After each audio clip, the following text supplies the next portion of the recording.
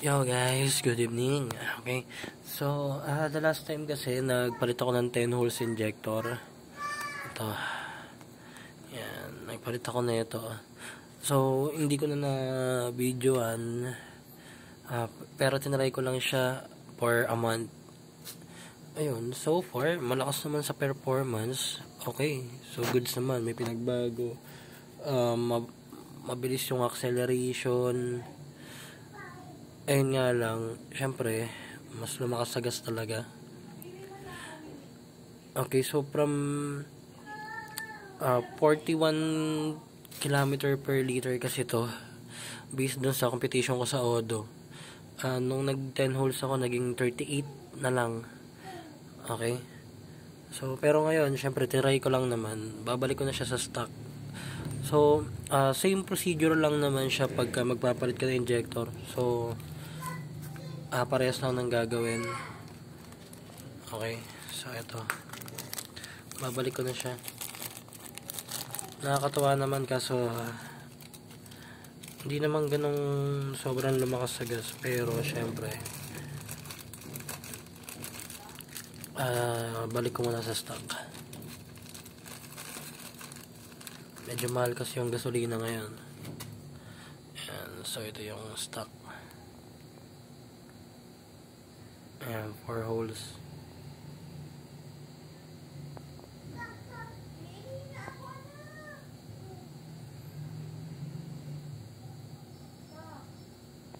So ayan, natanggal ko na yung leg shield. So pati ito tatanggalin.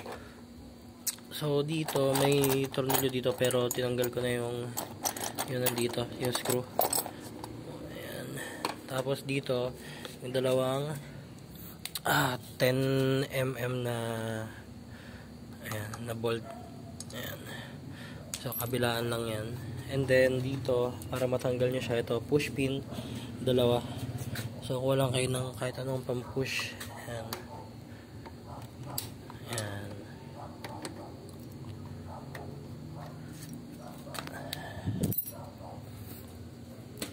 And then angat nyo lang to. Ayan. Ayan lang.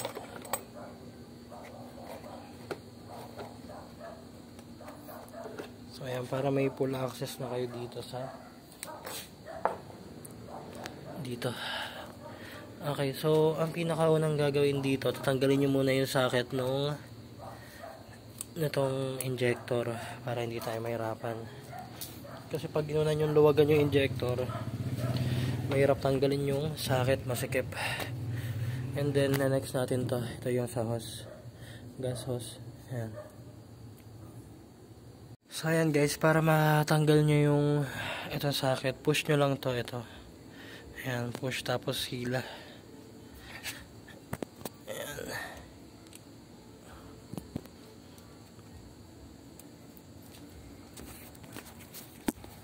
Ayan yung socket.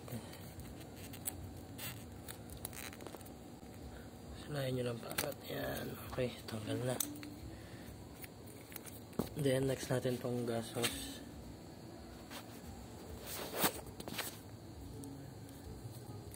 Para naman matanggal to, push nyo lang to. Ito yung white. Ito. Push nyo lang yan. Yan yung pinakalock nyan.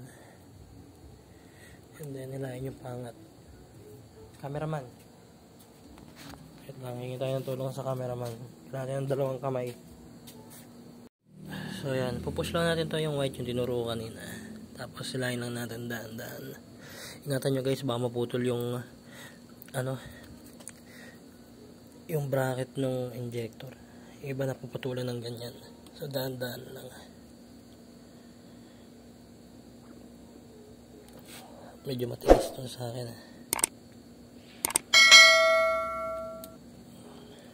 Wait lang.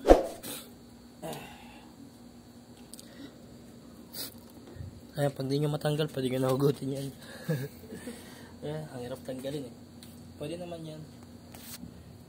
Susugitin lang natin. Tapos kuha lang kayo ng 8mm na. Mas maganda pagka close wrench. Huwag kayong gagamit ng open, baka malosted.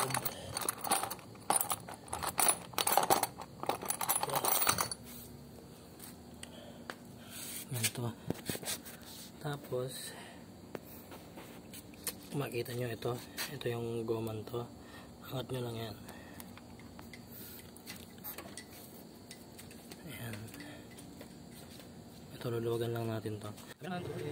Yan, so kung ang purpose nyo guys is para mawala yung pugak sa 51mm or 44mm na elbow,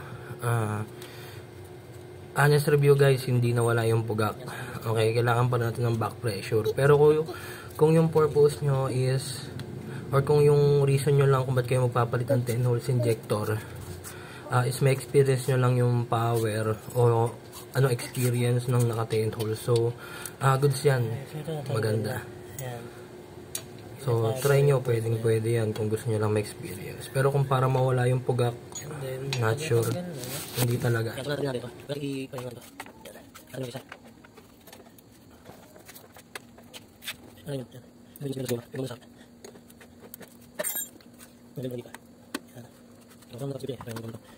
So, ayan. Ito yung mahirap tanggalin kanina. Ito, ipupush nyo lang to. Ayan, pagka-push nyo yan, dahan-dahan nyo lang hirahin to. Ayan.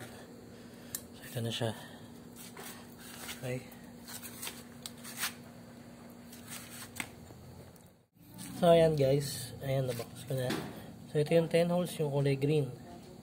Ito yung stock 4 holes. Ayan. So, ayan. Ganito lang yung pagtagal niya. Hawakan nyo lang dito. Ayan, tapos dito. Ano nyo lang, dahan-dahan. Hanggang sa ayan. Tapos, guys, pag bumili kayo ng injector, walang kasamang o-ring na ganito. So, kukunin nyo ito lagi. Ayan. Ito yung sa stock pa rin. Batang makulit naman. So, ayan. Lagay nyo lang siya ulit dito. And then, sa pagsalpak naman dito, ayan. Ganun lang din. Push nyo lang ganyan. Masigip naman yung o-ring yan. Ayan. Ayan, back to stock na. Malakas pa rin naman ang Raider FI kahit naka-stock. Okay. Hindi totoo yan. Bola lang yan. So, kung paano nyo sinalpak, kung paano nyo binaklas, kung ano yung huli yung tinanggal, ay nang una nyo ikakabit. Okay? Ayan. So, ito, ikakabit na. Okay.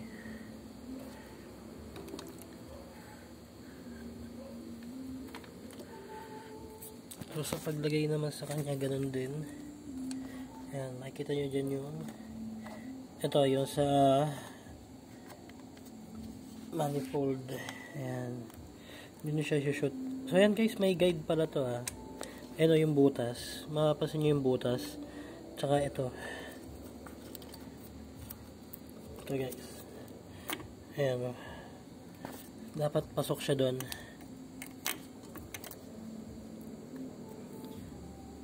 Ayan. So, ayan o. Pasok siya doon dapat. Ayan. Ayan yung guide. Pinakang guide niya. Ayan.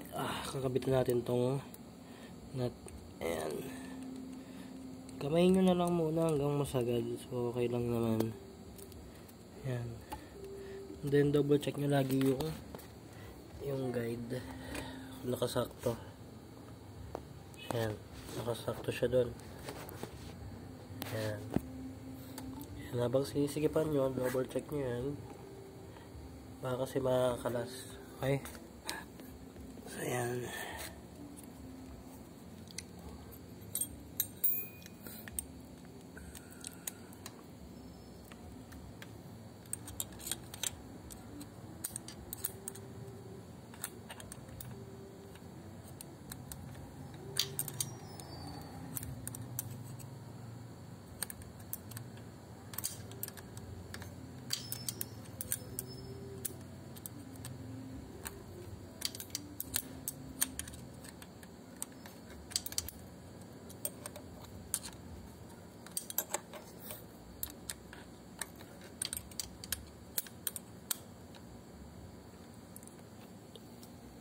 Tapos bago nyo higpit ang maayos, yan, double check nyo yung guide.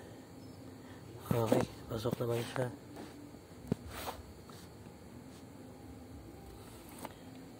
Ayan, tsaka nyo higpitan. Ayan o, makikita nyo dito, pasok naman. Ayan, so higpitan nyo na. Pwede na yan.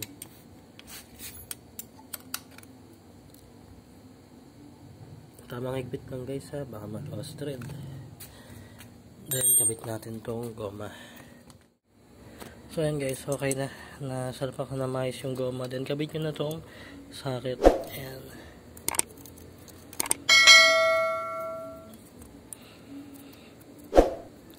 Hindi nyo naman mababaligtad dyan pagkabit ng socket kasi hindi naman yan papasok pag baligtad.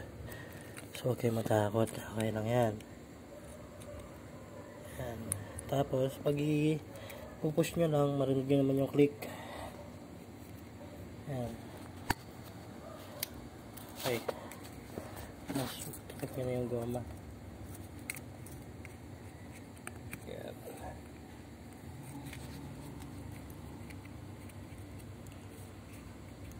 Okay na.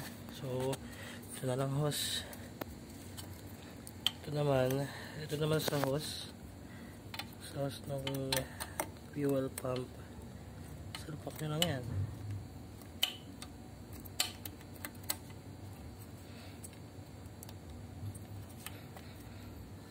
No need nyo lang i-push yun pag ano. Yung ito yung puti. Okay, ayan, i-ano nyo na lang yan. Tutulak nyo na lang. Salpak na lang yan. Okay, nag-click na. Okay na. Ayan, so try muna natin.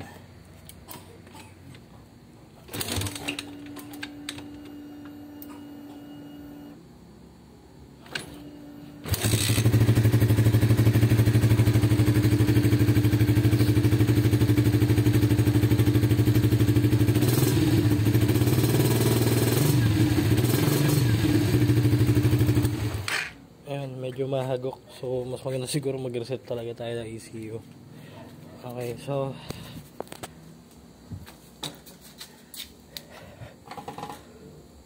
yan, so ganun lang naman mag kabit ng injector. Okay, so same procedure pagka magpapalit kayo ng 10 holes or babalik nyo sa stock, so ganun lang. So di ko na ibibideo yung pagkabit ng pampahaba lang ng oras yun. Ayan. Okay na yan. So, i-reset ko na lang yung ECU mamaya. Okay? So, thank you sa panonood.